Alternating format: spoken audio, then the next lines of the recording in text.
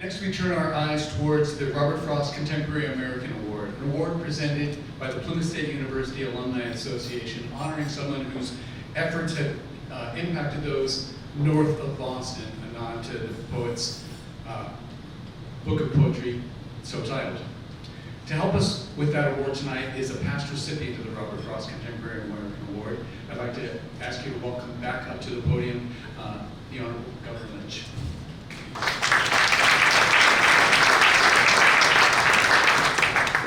Thank you very much. So I'm delighted to be here to introduce Amanda Grappone Osmer as winner of the Robert Frost Award. Now Amanda, unfortunately, I did not know Robert Frost, like I knew Ray Burton, but you certainly reflect Robert Frost's values of hard work, passion, and devotion.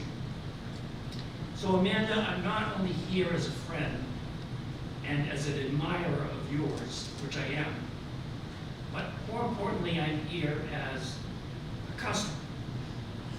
So I've been a customer of Grappone Toyota. My wife and I have been for about 35 years, having bought our first car from Grappone Toyota back in 1986. When I bring my Toyota in for service today, I really do feel like I'm part of the family. And that's the culture that Amanda has set.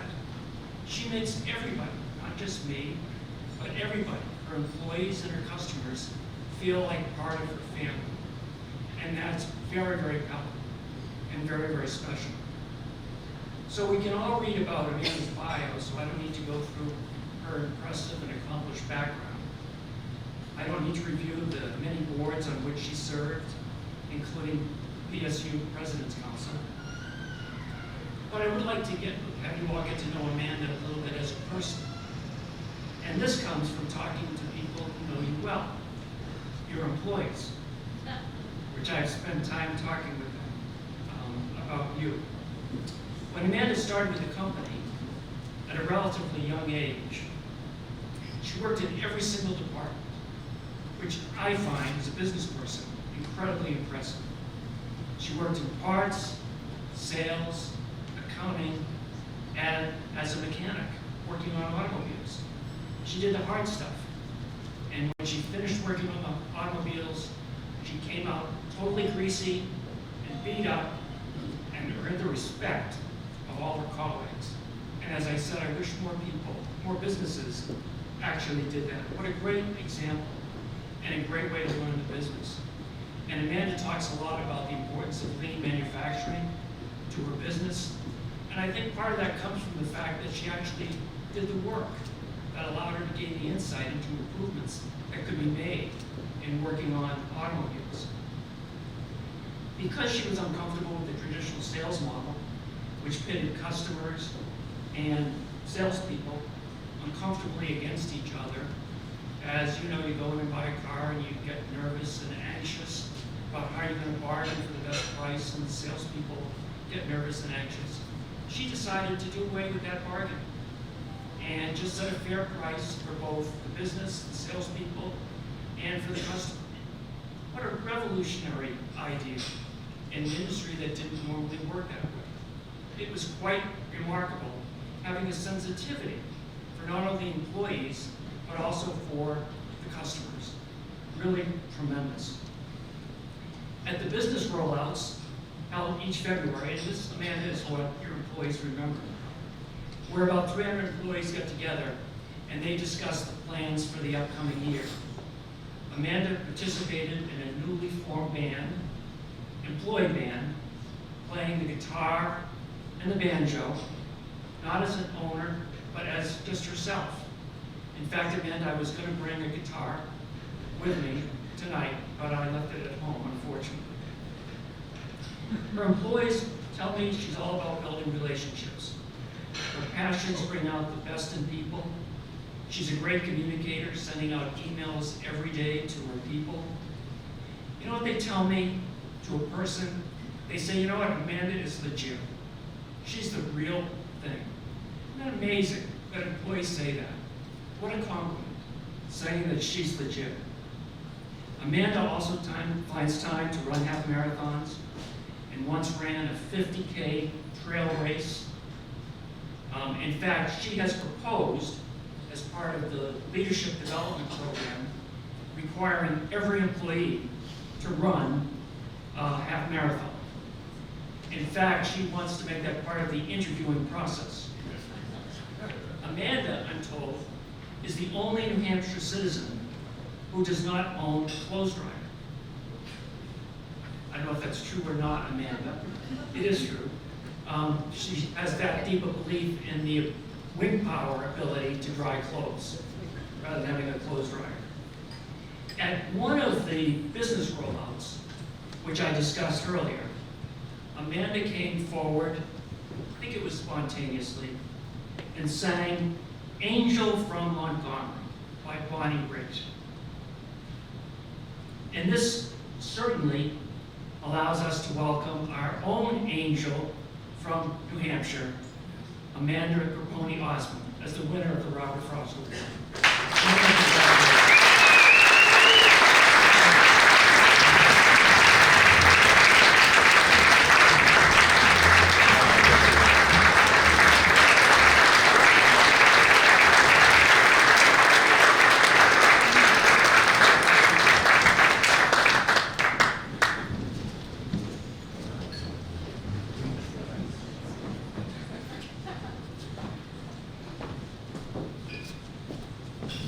It's time to fact check. Not everybody has to run a half marathon. I don't think the Department of Labor would even let me do that if I tried. Thank you everybody for being here. I would like to just acknowledge my family who's here. My husband Tom and my 3 kids.